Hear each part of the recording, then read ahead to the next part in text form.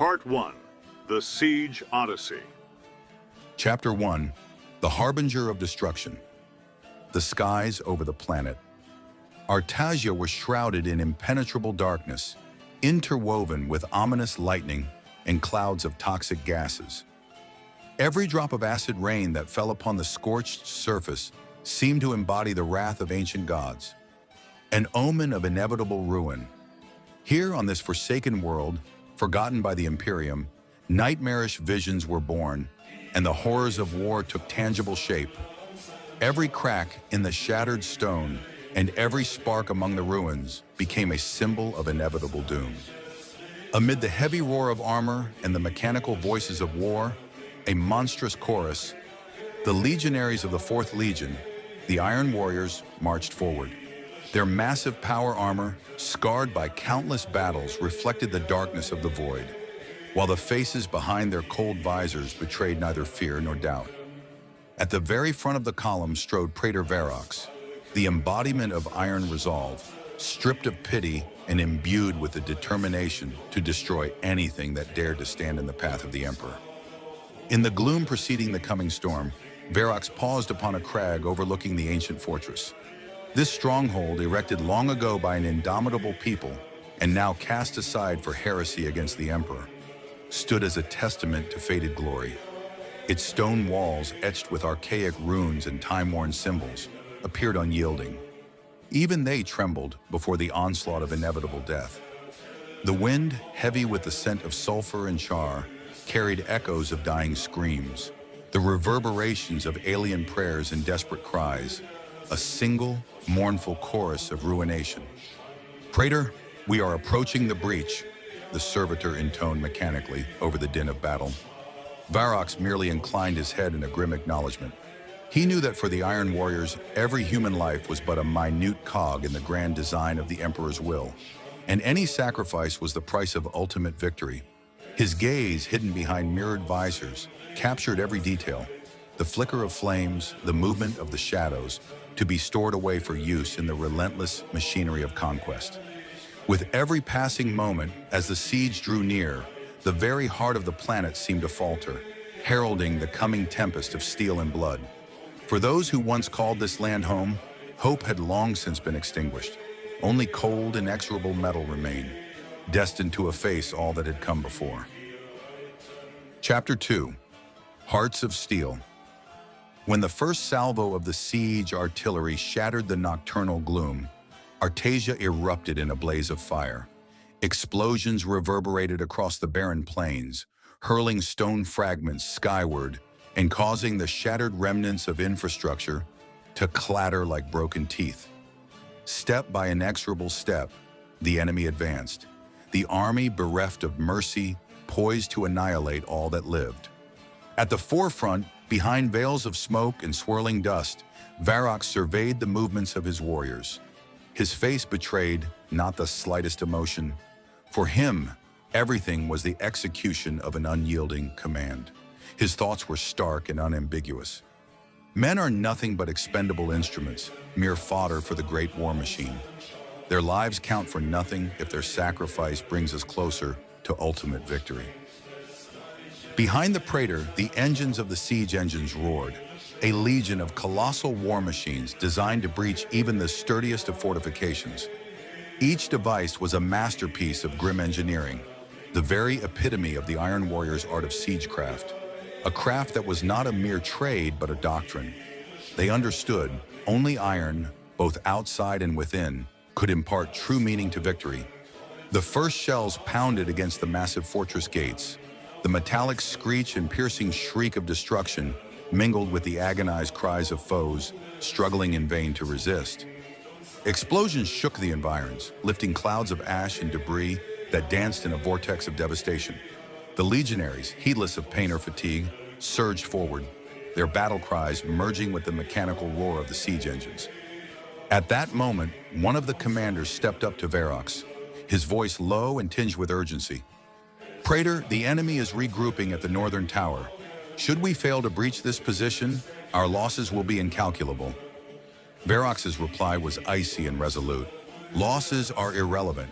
We require victory at any cost."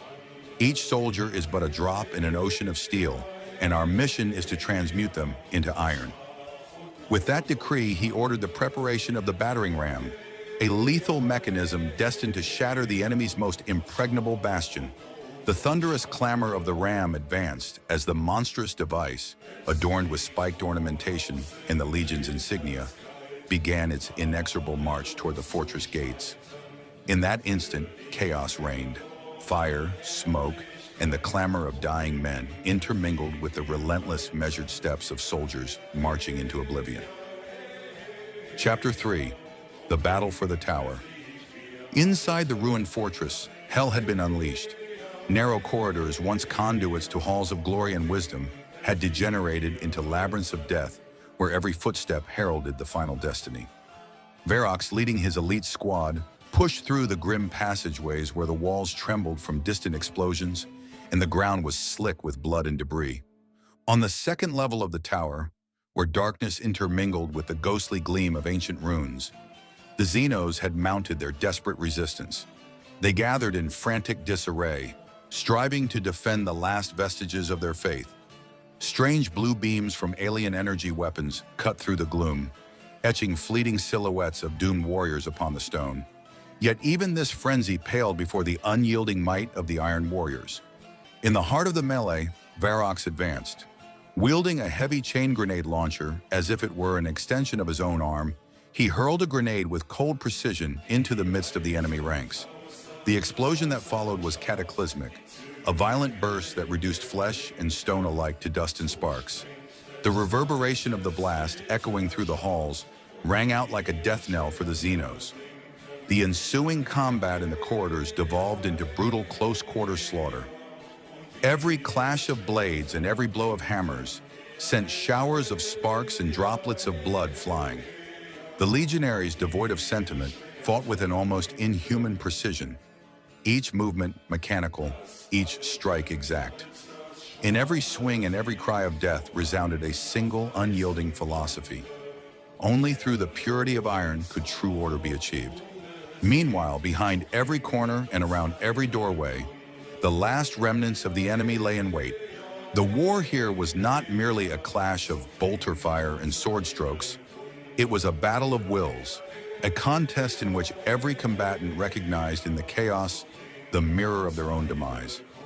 Yet for the Iron Warriors, such reflections were luxuries afforded only to the weak. Real life was measured solely by the visceral evidence of victory, written in blood. Chapter 4. The Command Threshold.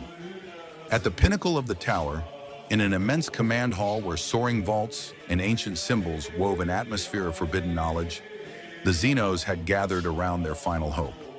In the center of the hall loomed a figure that defied human warmth, a creature clad in bony plates with eyes burning with an unearthly, frigid light. Its very presence pierced the soul, sending shivers even through those battle-hardened by countless wars. In that chamber, resonating with the echoes of archaic rituals and eldritch incantations, the murmurs of curses and prayers intertwined into a single, ominous susurration.